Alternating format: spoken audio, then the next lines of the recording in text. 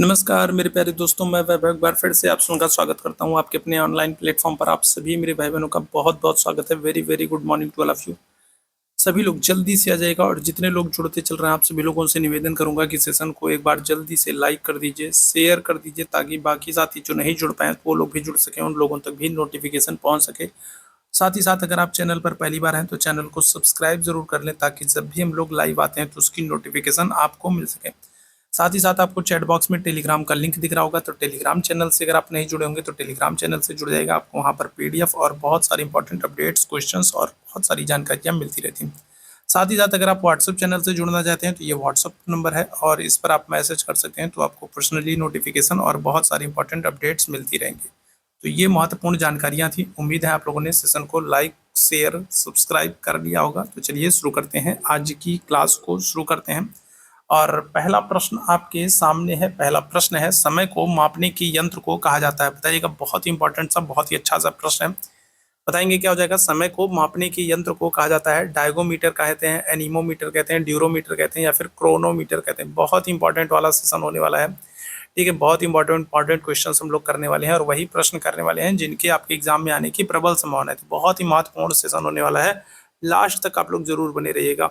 बताइएगा क्या हो जाएगा। तो पहले प्रश्न की बात करेंगे, समय को मापने के यंत्र को क्या कहते हैं, तो आंसर कर दोगे ऑप्शन संख्या डी, क्रोनोमीटर कहते हैं। ठीक है, क्या हो जाएगा। तो समय को मापने के यंत्र को हम लोग क्या करते हैं, ऑप्शन संख्या डी आंसर करेंगे, क्रोनोमीटर कहते हैं। ठीक है, आगे बढ़ेंगे दूसरे प्रश्न की तरफ। दूसरा प्रश्न है, नियॉन लैंप का आविष्कार किसने किया। बताइएगा क्या हो जाएगा। नियॉन लैंप का आविष्कार किसने किया। विंड सर्फ ने किया, डेविड कॉम ने किया, जॉर्ज क्लाउड ने किया या फिर जोसेफिन कोचरेन ने किया। बताएंगे क्या हो जाएगा। तो नियॉन लैंप का आविष्कार किसने किया। दूसरा प्रश्न आपके सामने है। दूसरा प्रश्न आपके सामने है, नियॉन लैंप का आविष्कार किसने किया। जितने मेरे भाई बहन बाद में जुड़ते चल रहे हैं आप सभी लोगों से निवेदन करूंगा कि सेशन को लाइक और शेयर जरूर करें। ठीक है, शेयर जरूर करें ताकि बाकी साथियों तक भी ये सेशन जो है वो पहुंच सके, बाकी भाई बहनों तक भी सेशन पहुंच सके और उनके लिए भी हेल्पफुल हो सके, उनको भी इस चैनल के बारे में, इस सेशन के बारे में पता चल सके। तो शेयर करना जरूरी है।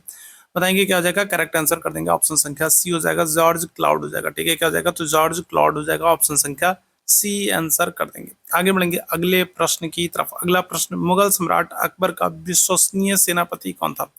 तो टोडरमल थे, मान सिंह प्रथम थे, बीरबल थे या फिर तानसेन थे। तो क्या हो जाएगा। तो बताइएगा। तो तानसेन के संदर्भ में अगर हम लोग बात करें तो तानसेन आपको पता ही है, तो संगीतज्ञ थे। बीरबल की अगर हम लोग बात कर लें तो बीरबल का आपसे वास्तविक नाम पूछा जाता है, तो बीरबल का वास्तविक नाम क्या है। तो बीरबल का वास्तविक नाम महेश दास है। ठीक है, क्या है। तो बीरबल का वास्तविक नाम क्या था, महेश दास था। ठीक है, याद रखेंगे। ठीक, और ठीक है, तानसेन तो संगीतज्ञ थे। टोडरमल की अगर लोग बात करें तो ये राजस्व संबंधी अधिकारी थे। सेनापति के रूप में जो काम कर रहे हैं वो कौन है, तो वो मान सिंह है। ठीक है, कौन है, तो मान सिंह। अगर हम लोग बात करेंगे सबसे विश्वसनीय अकबर के जो सेनापति हैं वो कौन है, तो मान सिंह है। ऑप्शन संख्या क्या हो जाएगा, तो बी आंसर कर देंगे। क्लियर है। चलिए आगे बढ़ेंगे अगले प्रश्न की तरफ। अगला प्रश्न है, नॉर्वे की राजधानी क्या है। बताइएगा क्या हो जाएगा। ब्यूनस आयर्स है, रोम है, ओटावा है, ओस्लो है। क्या हो जाएगा। तो नॉर्वे की राजधानी आपसे पूछ रहा है, नॉर्वे की राजधानी पूछ रहा है। बताइएगा क्या हो जाएगा। तो देखो, रोम की अगर हम लोग बात कर सकें तो रोम किसकी, तो रोम तो इटली की राजधानी है। ठीक है, किसकी, इटली की राजधानी है। ओटावा अगर हम लोग बात कर लें, ओटावा जो है तो ये कहाँ की, तो ये कनाडा की राजधानी है। अगर ब्यूनस आयर्स की बात कर रहे हैं तो ब्यूनस आयर्स किसकी राजधानी, तो अर्जेंटीना की राजधानी। ठीक है, किसकी, तो अर्जेंटीना की राजधानी है ब्यूनस आयर्स है। तो यहाँ पर करेक्ट आंसर क्या हो जाएगा। करेक्ट आंसर आप कर दोगे डी हो जाएगा। नॉर्वे की राजधानी क्या हो जाएगा, ओस्लो हो जाएगा। और नॉर्वे को याद रखेंगे मध्य रात्रि के सूर्य का देश कहते हैं। नॉर्वे को क्या करते हैं, तो मध्य रात्रि के सूर्य का देश कहते हैं। मध्य रात्रि के सूर्य का देश कहते हैं। ठीक है, नॉर्वे को क्या करते हैं, तो मध्य रात्रि के सूर्य का देश कहते हैं। याद रखेंगे। क्लियर है। चलिए आगे बढ़ेंगे अगले प्रश्न की तरफ। अगला प्रश्न आपके सामने है, किस ग्रह के अधिकतम उपग्रह है, तो बृहस्पति, पृथ्वी, वरुण, शनि। बताएंगे क्या हो जाएगा। तो कौन सा ग्रह है जिसके मैक्सिमम जो है उपग्रह है, क्या हो जाएगा, अधिकतम उपग्रह है, क्या हो जाएगा। चलिए जल्दी से बताएंगे। तो बृहस्पति है, पृथ्वी है, वरुण है या फिर शनि है, क्या हो जाएगा। बताएंगे, इस प्रश्न का आंसर करेंगे सभी मेरे भाई बहन। चलिए जल्दी से बताएंगे। तो करेक्ट आंसर क्या हो जाएगा, तो आंसर कर दोगे आप, आंसर कर दोगे बृहस्पति। ठीक है, बृहस्पति के संदर्भ में याद रखेंगे, बृहस्पति जो है ये सबसे बड़ा ग्रह भी है। ठीक है, सौरमंडल का सबसे बड़ा ग्रह भी है। और साथ ही साथ आपको याद रखना है कि इसके सबसे अधिक उपग्रह भी हैं।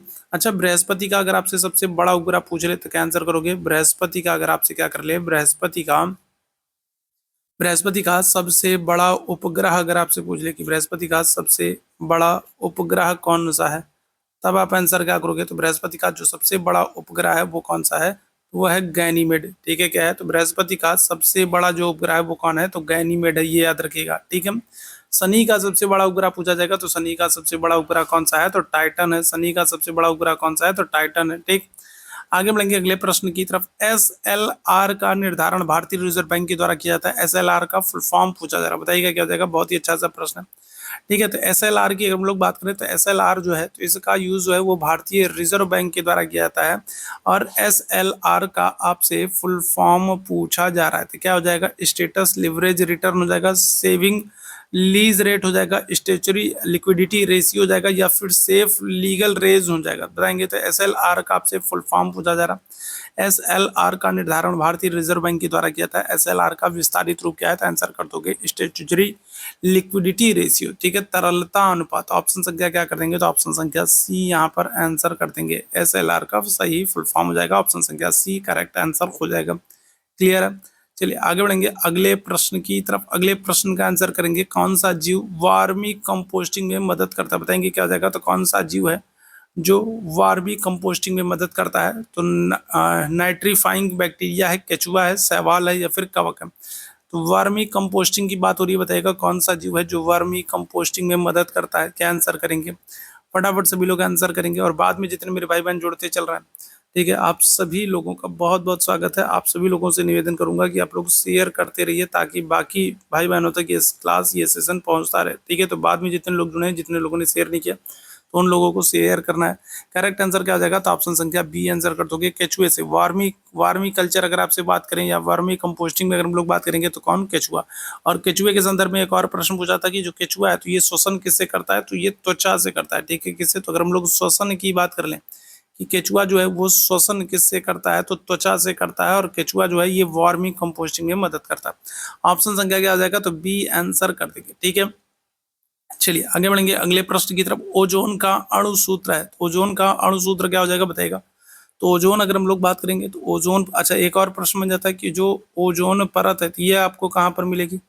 ठीक है, जो ओजोन परत है, तो ये आपको कहाँ पर देखने को मिलेगी, तो ओजोन परत जो है ये हमको समताप मंडल में देखने को मिलेगी। ठीक है, कहाँ पर, तो ओजोन परत जो है ये हमको समताप मंडल में देखने को मिलेगी।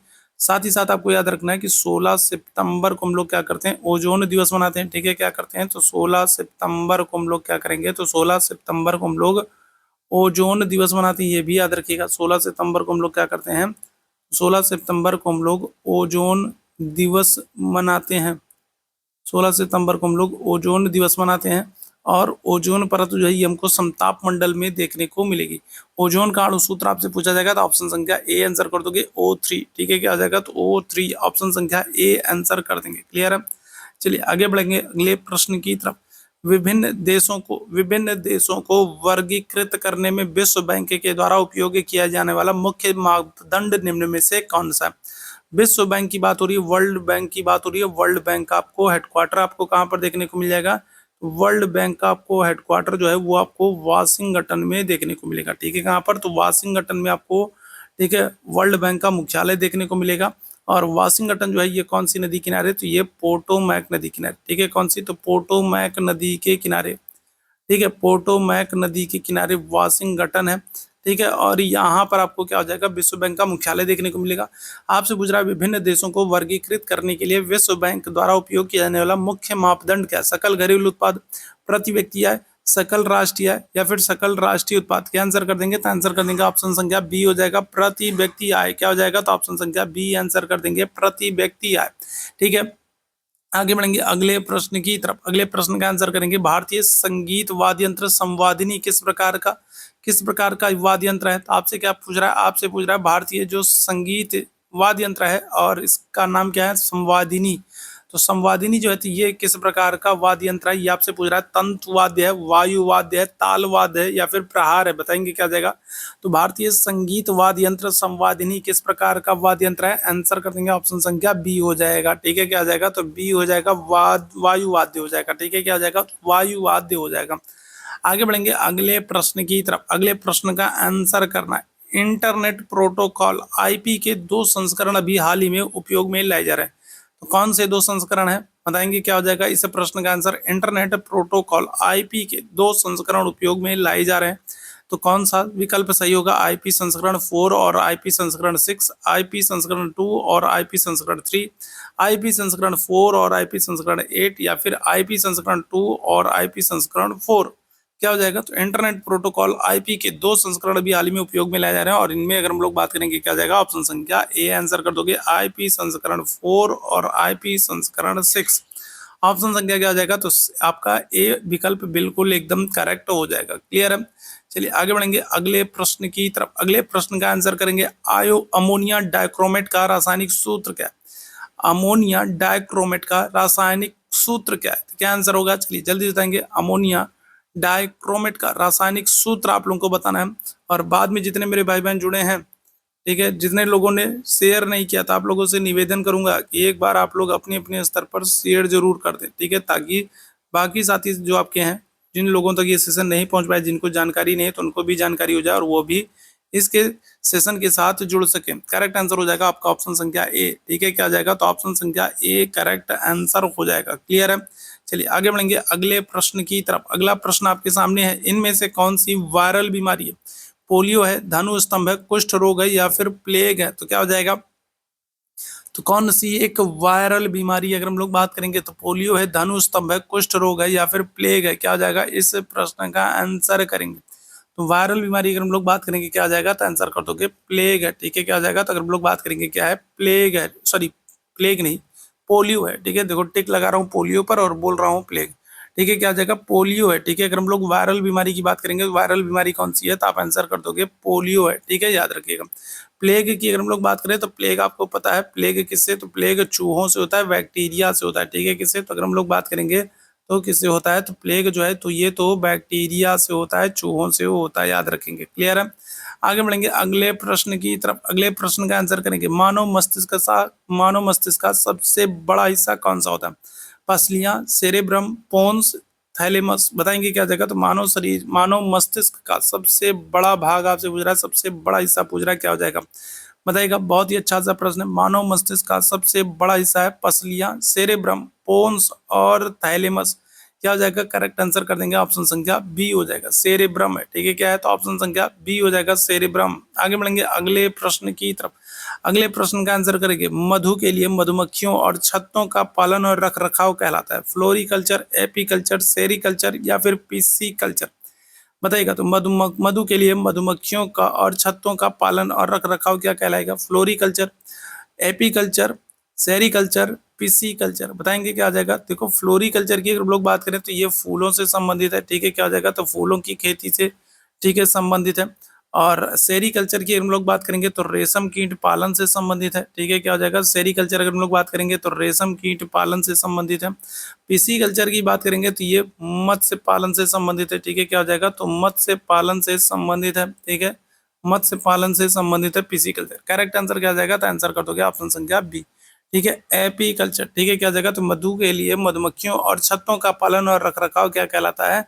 एपी कल्चर कहलाता है। ऑप्शन संख्या क्या जाएगा? तो ऑप्शन संख्या बी आंसर कर दोगे। क्लियर है? आगे बढ़ेंगे अगले प्रश्न की तरफ। कॉन्टैक्ट लेंस का आविष्कार किसने किया? बताएंगे क्या हो जाएगा? तो कॉन्टैक्ट लेंस का आविष्कार किसने किया? इस प्रश्न का आंसर कीजिएगा। बहुत ही अच्छा सा प्रश्न है। ठीक है, और आप लोगों ने अगर पिछले सेशंस नहीं देखे तो उनको भी जरूर देख लें। बहुत सारे ऐसे मेरे भाई बहन हैं जो बाद में जुड़े हैं और उन्होंने पिछली क्लासेस को नहीं देखा है, तो अगर आप लोगों ने नहीं देखा है तो उनको भी जरूर देख लें।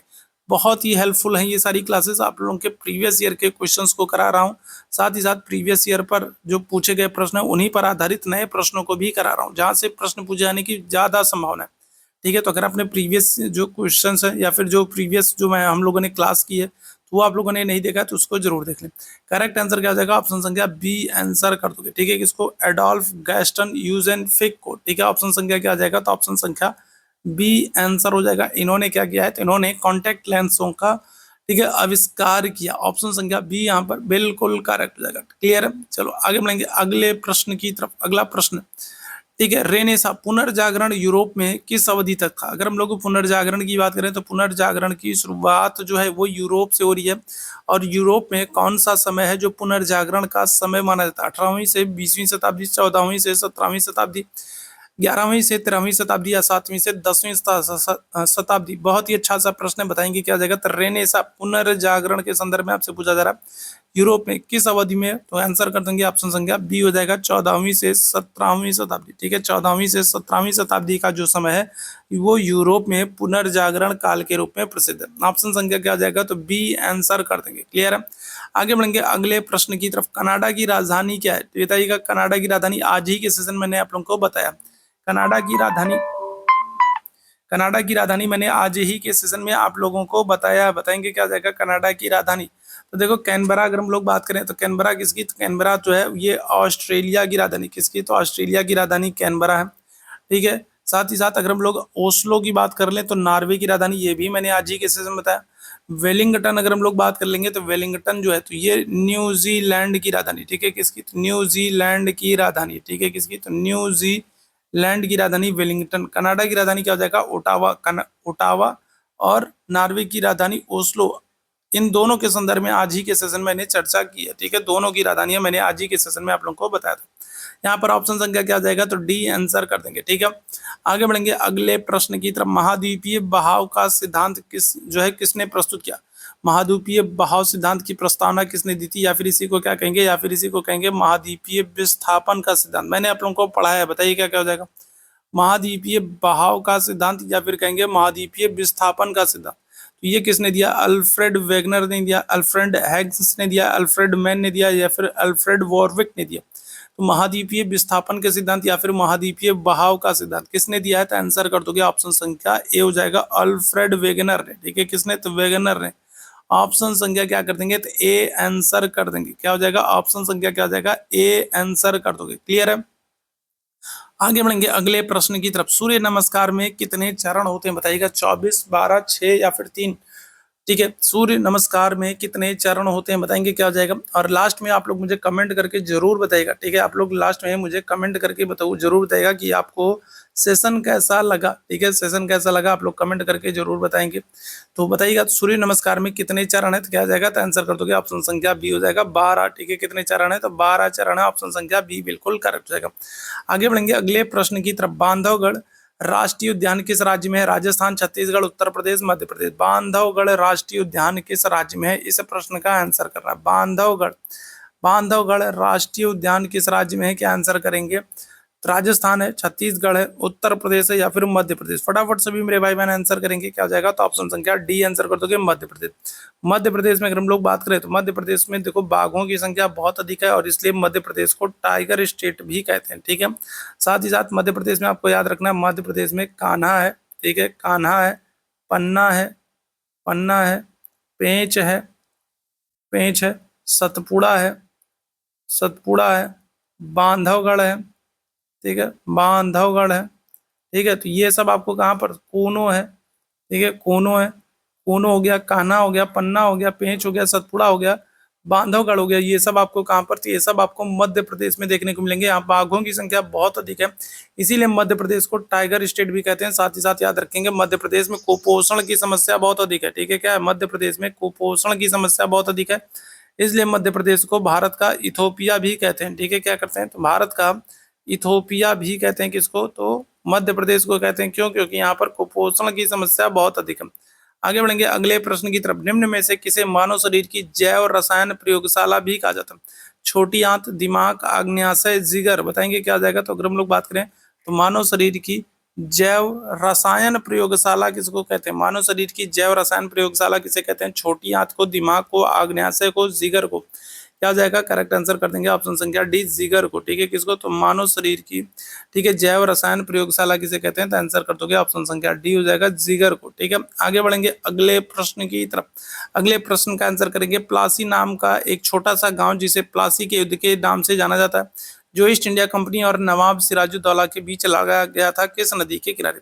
देखो प्लासी के युद्ध की अगर हम लोग बात करें, अगर हम लोग प्लासी के युद्ध की बात करें तो भारत में अंग्रेजी युग की जो शुरुआत हो रही है वो यहीं से हो रही है। ठीक है, प्लासी के युद्ध से। प्लासी का युद्ध जो है ये कब हो रहा है, ये हो रहा है 23 जून 1757 को। ठीक है, कब हो रहा है, तो 23 जून 1757 को हो रहा है। ठीक है, एक तरफ अगर हम लोग बात करेंगे तो एक तरफ अंग्रेज हैं। ठीक है, एक तरफ अगर हम लोग बात करेंगे अंग्रेज हैं, और दूसरी तरफ अगर हम लोग बात करें तो बंगाल के नवाब हैं सिराजुद्दौला, ठीक है। कौन है? तो दूसरी तरफ अगर हम लोग बात करें तो बंगाल के नवाब हैं सिराजुद्दौला, और इन दोनों लोगों के बीच में 23 जून 1757 को प्लासी का युद्ध होता है, जिसमें नवाब हार जाते हैं, ठीक है, क्योंकि उनके सेनापति ने उन्हें धोखा दे दिया था, ठीक है। सिराजुद्दौला के जो सेनापति थे उनका नाम क्या था? तो उनका नाम था मीर जाफर था, और मीर जाफर ने क्या किया? मीर जाफर ने नवाब के साथ धोखा कर दिया, जिसकी वजह से नवाब जो सिराजुद्दौला हैं ये क्या हो जाते हैं? हार जाते हैं। तो ये प्लासी का युद्ध किस नदी किनारे लड़ा गया? ये आपसे पूछा जा रहा है। करेक्ट आंसर हो जाएगा हुगली नदी, ठीक है। क्या आ जाएगा? तो आप आंसर कर दोगे हुगली नदी। आपको पता है कलकत्ता जो है ये कौन सी नदी? कलकत्ता जो है, कलकत्ता शहर जो है तो वो कौन सी नदी? तो वो हुगली नदी के किनारे ही बसा है। कलकत्ता शहर कौन सी नदी? तो हुगली नदी के किनारे ही बसा है। आगे बढ़ेंगे अगले प्रश्न की तरफ। बिहू किस राज्य का लोक नृत्य है? असम का, महाराष्ट्र का, उड़ीसा का, उत्तराखंड का। बिहू किस राज्य का लोक नृत्य है? बहुत ही अच्छा सा प्रश्न है, बताएंगे क्या जगह? तो बिहू किस राज्य का लोक नृत्य है? क्या आंसर कर देंगे? आंसर कर दोगे आप लोग ऑप्शन संख्या ए, असम, ठीक है। कहाँ पर? तो असम का लोक नृत्य, ऑप्शन संख्या ए बिल्कुल करेक्ट हो जाएगा, ठीक है। चलिए आगे बढ़ेंगे अगले प्रश्न की तरफ। अगले प्रश्न का आंसर करना है, निम्नलिखित तत्वों में से किसकी परमाणु संख्या फ्लोरीन की तुलना में अधिक है? तो बताएंगे निम्नलिखित में से कौन सा तत्व है जिसकी परमाणु संख्या जो है वो फ्लोरीन की तुलना में अधिक है? सोडियम है, बेरिलियम है, नाइट्रोजन है, बोरान है। बताएंगे क्या हो जाएगा? कौन सा तत्व है जिसकी परमाणु संख्या फ्लोरीन की तुलना में अधिक है? आंसर क्या कर दोगे? तो आंसर कर दोगे ऑप्शन संख्या ए हो जाएगा, सोडियम। अच्छा, सोडियम और एक आपको याद रखना है, एक तो सोडियम है और दूसरा कौन सा है? दूसरा अगर हम लोग बात करेंगे दूसरा है पोटेशियम है, ठीक है। कौन सा? एक है सोडियम और दूसरा है पोटेशियम, और ये दो धातुएं ऐसी हैं जिनको क्या कर सकते हैं? जिनको चाकू से काटा जा सकता है, ठीक है। तो ये भी प्रश्न आपसे पूछा जाता है, ठीक है, ये भी प्रश्न आपसे पूछा गया है। दो धातुएं ऐसी हैं, कौन कौन सी? सोडियम और पोटेशियम, जिनको चाकू से काटा जा सकता है। यहाँ पर करेक्ट आंसर क्या हो जाएगा? हमारा ऑप्शन संख्या ए हो जाएगा, सोडियम हो जाएगा। आगे बढ़ेंगे अगले प्रश्न की तरफ। पौधे प्रोटीन संश्लेषण कहाँ से करते हैं? तो वसा एसिड से करते हैं, शक्कर से करते हैं, एमिनो एसिड से करते हैं, या फिर स्टार्च से करते हैं। पौधे प्रोटीन संश्लेषण कहाँ से करते हैं? बताएंगे क्या हो जाएगा? देखो, यूपी वाले हो चाहे बिहार वाले हो, तो जीके जीएस वाला जो पोर्शन है ना, ये आप लोगों के लिए बहुत ही महत्वपूर्ण है, ठीक है। जीके जीएस जिसमें आपके साइंस वाले क्वेश्चंस भी शामिल होते हैं। तो जीके जीएस की अगर हम लोग बात करें तो ये आप लोगों के लिए बहुत ही महत्वपूर्ण हो जाता है, और इसको पार किए बिना सरकारी कॉलेज नहीं मिलेगा, तो इस बात को याद रखिएगा। तो जीके जीएस बहुत ही इंपॉर्टेंट है, चाहे यूपी वाले हो चाहे बिहार वाले हो, इसको पार करोगे तभी फिर सरकारी कॉलेज का सपना सच हो पाएगा, समझिएगा, ठीक है। अगर जीके जीएस आपका गड़बड़ हो रहा है तो फिर सरकारी कॉलेज पाना तो भाई बहुत मुश्किल हो जाएगा, इस बात को ध्यान रखिएगा, ठीक है, चाहे यूपी वाले हो चाहे बिहार वाले हो। करेक्ट आंसर क्या कर देंगे? तो ऑप्शन संख्या सी हो जाएगा, एमिनो एसिड, ठीक है। क्या हो जाएगा? तो आंसर क्या कर दोगे? ऑप्शन संख्या सी आंसर कर दोगे, एमिनो एसिड कर दोगे, ठीक है। आगे बढ़ेंगे अगले प्रश्न की तरफ। हमारे शरीर में ग्लूकोज का संचय किस रूप में होता है?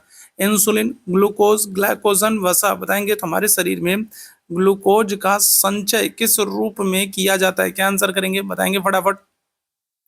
हमारे शरीर में, ठीक है, ग्लूकोज का संचय किस रूप में किया जाता है? इंसुलिन, ग्लूकोज, ग्लाइकोजन या फिर वसा। इस प्रश्न का सभी मेरे भाई बहन आंसर करेंगे, क्या हो जाएगा? ऑप्शन संख्या सी आंसर कर दोगे, ग्लाइकोजन हो जाएगा, ठीक है। क्या हो जाएगा? तो ऑप्शन संख्या ग्लाइकोजन हो जाएगा, ऑप्शन संख्या सी आंसर करिएगा। बाद में जितने मेरे भाई बहन जुड़े हैं, जितने लोगों ने शेयर नहीं किया था, आप लोगों से यही निवेदन करूंगा कि आप लोग जल्दी से एक बार क्या करेंगे, तो जल्दी से आप लोग अपने अपने स्तर पर एक बार सेशन को शेयर जरूर कर दें, ठीक है। बाकी साथी जो नहीं जुड़ पाए तो वो लोग जरूर जुड़ जाए। अगले प्रश्न की तरफ चलेंगे। लैक्टोमीटर, हाइड्रोमीटर जहाजों और पनडुब्बियों को के आधार पर डिजाइन किया गया? तो कौन से सिद्धांत के आधार पर डिजाइन किया गया? आर्किमिडीज के सिद्धांत पर, गुरुत्वाकर्षण के सिद्धांत पर, उत्प्लावन के सिद्धांत पर, या फिर सापेक्षिक घनत्व के सिद्धांत पर? बहुत ही अच्छा सा, बहुत important, very very important question. बताइएगा क्या हो जाएगा? ठीक है, कई सारे क्वेश्चंस को समाहित किए हुए ये क्वेश्चन, 4-5 क्वेश्चन अपने आप में लिए हुए। बताइएगा क्या हो जाएगा? तो लैक्टोमीटर अगर हम लोग बात करें तो लैक्टोमीटर से आपको पता है क्या हो जाता है? लैक्टोमीटर से दूध की शुद्धता मापते हैं। तो लैक्टोमीटर हो गया, हाइड्रोमीटर हो गया, जहाजों और पनडुब्बियों को उनके, ठीक है, कौन से सिद्धांत के आधार पर डिजाइन किया गया? आर्किमिडीज, गुरुत्वाकर्षण, उत्प्लावन या फिर सापेक्षिक घनत्व। आंसर कर देंगे आर्किमिडीज के सिद्धांत। ऑप्शन संख्या क्या हो जाएगा? ऑप्शन संख्या ए आंसर कर दिए। क्लियर? आगे बढ़ेंगे अगले प्रश्न की तरफ। निम्न में से कौन सी श्रीलंका की पहली आधिकारिक भाषा है? तो सिंहली है, अंग्रेजी है, तमिल है, मलयालम है। श्रीलंका की पहली आधिकारिक भाषा आपसे पूछ रहा है, बताएंगे क्या हो जाएगा? पहली ऑफिशियल लैंग्वेज कौन सी है श्रीलंका की? श्रीलंका में देखो आपको कौन सी, तो वेदा, यहाँ के मूल निवासी जो है तो वो क्या है, तो श्रीलंका के मूल निवासी जो है वो क्या होते हैं, तो वो वेदा कहलाते हैं, ठीक है। मूल निवासी श्रीलंका के वेद्दा कहलाते हैं, ठीक है। और यहाँ की सबसे लंबी नदी अगर आपसे पूछ ले सबसे लंबी नदी कौन सी है, तो आप आंसर करोगे क्या, आप आंसर करोगे महावेली गंगा, ठीक है। कौन सी, तो महावेली, महावेली गंगा जो है यहाँ की श्रीलंका की सबसे लंबी नदी है। वेद्दा यहाँ के मूल निवासी हैं और श्रीलंका को सिंघल द्वीप भी कहते हैं, ठीक है। क्या करते हैं, तो सिंघल द्वीप भी कहते हैं, श्रीलंका को सिंघल द्वीप भी कहते हैं, पूर्व का मोती भी कहते हैं, ठीक है। याद रखेंगे क्या करते हैं, तो पूर्व का मोती भी कहते हैं, सिंघल द्वीप भी कहते हैं। और यहाँ की जो पहली आधिकारिक भाषा है वो क्या है, तो वो है सिंघली। ऑप्शन संख्या क्या आ जाएगा, ए आंसर कर देंगे, ठीक है। आगे बढ़ेंगे अगले प्रश्न की तरफ। स्वतंत्रता पूर्व काल में भारत का प्रथम वायसराय और गवर्नर जनरल, पहला वायसराय आपसे पूछ रहा, बताइएगा क्या आ जाएगा, तो स्वतंत्रता पूर्व काल में पहला वायसराय और गवर्नर जनरल कौन था, तो बताइए जरा फटाफट, पहला वायसराय कौन था भारत का, क्या हो जाएगा, वॉरेन हेस्टिंग्स है, विलियम बेंटिक है, माउंटबेटन है, या फिर कैनिंग है। स्वतंत्रता पूर्व काल में प्रथम वायसराय और गवर्नर जनरल कौन था, स्वतंत्रता पूर्व काल में पहला, अगर हम लोग बात करेंगे तो पहला वायसराय और गवर्नर जनरल कौन था, क्या आंसर हो जाएगा, आंसर कर दोगे ऑप्शन संख्या डी हो जाएगा, लॉर्ड कैनिंग हो जाएंगे, ठीक है। कौन हो जाएंगे, तो लॉर्ड कैनिंग हो जाएंगे। और कैनिंग के संदर्भ में याद रखेंगे, कैनिंग जो है, तो कैनिंग के समय में ही 1857 की क्रांति हुई थी, ठीक है, याद रखिएगा। तो ये भी आपसे पूछा जाता है कि 1857 की जब क्रांति हुई तो उस दौरान भारत में वायसराय कौन था, गवर्नर जनरल कौन था, तो आप आंसर करोगे कैनिंग थी। और कैनिंग जो है ये भारत के पहले वायसराय थे, ठीक है, याद रखिएगा। क्या हो जाएगा करेक्ट आंसर, आंसर कर देंगे हम लोग लॉर्ड कैनिंग को, ठीक। चलिए आगे बढ़ेंगे अगले प्रश्न की तरफ। हैदराबाद राजधानी किसकी, असम की, छत्तीसगढ़ की, आंध्र प्रदेश की, तेलंगाना की, बताएंगे क्या हो जाएगा, क्या आंसर करोगे, तो हैदराबाद राजधानी है कहाँ की, असम की, छत्तीसगढ़ की, आंध्र प्रदेश की राजधानी है या तेलंगाना की राजधानी है, हैदराबाद किसकी राजधानी है, आंध्र प्रदेश की या तेलंगाना की, जल्दी से बताइएगा क्या हो जाएगा। हैदराबाद राजधानी है असम, छत्तीसगढ़, आंध्र प्रदेश, तेलंगाना, क्या आंसर कर दोगे, तो आंसर कर दोगे तेलंगाना की राजधानी, ठीक है। क्या हो जाएगा, तेलंगाना। तेलंगाना एक नया राज्य बना, कब बना है, तो 2 जून 2014 को, ठीक है। कब, तो 2 जून 2014 को तेलंगाना आंध्र प्रदेश से अलग होकर के एक नया राज्य बना है और इसकी राजधानी क्या है, हैदराबाद है। और हैदराबाद जो है ये कौन सी नदी के किनारे है, तो मूसी नदी के किनारे, ठीक है। हैदराबाद कौन सी नदी किनारे, तो मूसी नदी के किनारे, याद रखेंगे, हैदराबाद मूसी नदी के किनारे, याद रखेंगे, क्लियर है। चलिए आगे बढ़ेंगे अगले प्रश्न की तरफ। अगला प्रश्न, अकबर के आकार के संदर्भ में यूरेनस का हमारे सौर मंडल में स्थान है, ठीक है। आकार की दृष्टि से अगर हम लोग बात करेंगे तो यूरेनस, ठीक है, यूरेनस का मतलब क्या है, अरुण, ठीक है। आकार की दृष्टि से अगर हम लोग बात करेंगे तो यूरेनस अरुण का हमारे सौर मंडल में कौन सा स्थान है, बताएंगे क्या हो जाएगा। आकार के संदर्भ में यूरेनस अरुण का हमारे सौर मंडल में कौन सा स्थान है, तो पहला है, दूसरा है, तीसरा है, या फिर चौथा है, क्या हो जाएगा बताइएगा।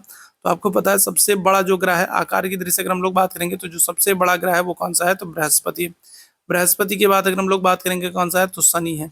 शनि के बाद नंबर आता है किसका, अरुण का, और फिर इनके बाद नंबर आता है किसका, वरुण का। तो आपसे किसका, आपसे अरुण का पूछ रहा है, यूरेनस का पूछ रहा है, आंसर कर दोगे ऑप्शन संख्या सी हो जाएगा, तीसरा स्थान। आकार की दृष्टि से अरुण का, यूरेनस का हमारे सौरमंडल में कौन सा, तो तीसरा स्थान। ऑप्शन संख्या क्या आ जाएगा, तो सी आंसर हो जाएगा, क्लियर है।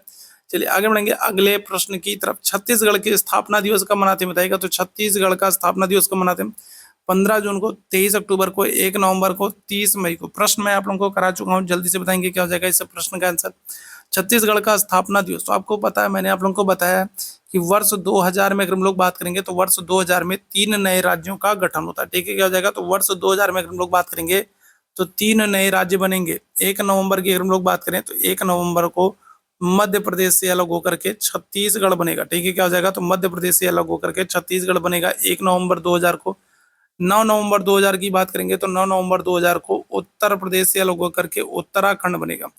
और फिर 15 नवंबर की अगर हम लोग बात कर लेंगे तो 15 नवंबर को क्या हो जाएगा, तो 15 नवंबर को बिहार से अलग होकर के एक नया राज्य झारखंड बनेगा, ठीक है। तो वर्ष 2000 में 3 नए राज्य बने हैं, ठीक है, छत्तीसगढ़, उत्तराखंड और झारखंड, ठीक है। तारीख याद रखना है, 1 नवंबर, 9 नवंबर, 15 नवंबर। आपसे छत्तीसगढ़ का पूछ रहा है, आंसर कर देंगे ऑप्शन संख्या सी, 1 नवंबर को, ठीक है। मध्य प्रदेश से अलग होकर के एक नया राज्य बनेगा। आगे बढ़ेंगे अगले प्रश्न की तरफ।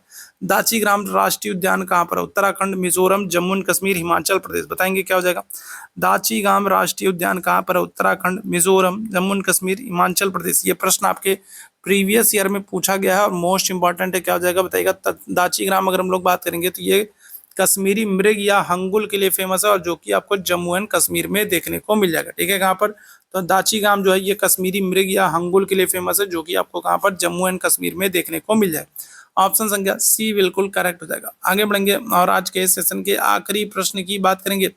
ध्वनि जो कि एक यांत्रिक तरंग है, निम्न में से किस माध्यम में यात्रा नहीं कर सकती? बताइएगा, ध्वनि है जो है वो किस माध्यम में गमन नहीं कर सकती? मोस्ट इंपॉर्टेंट और पूछा गया प्रश्न है। आपको पता है कि ध्वनि जो है, तो ध्वनि को गमन करने के लिए, एक स्थान से दूसरे स्थान जाने के लिए किसी न किसी माध्यम की जरूरत पड़ती है, किसी न किसी माध्यम की आवश्यकता पड़ती है।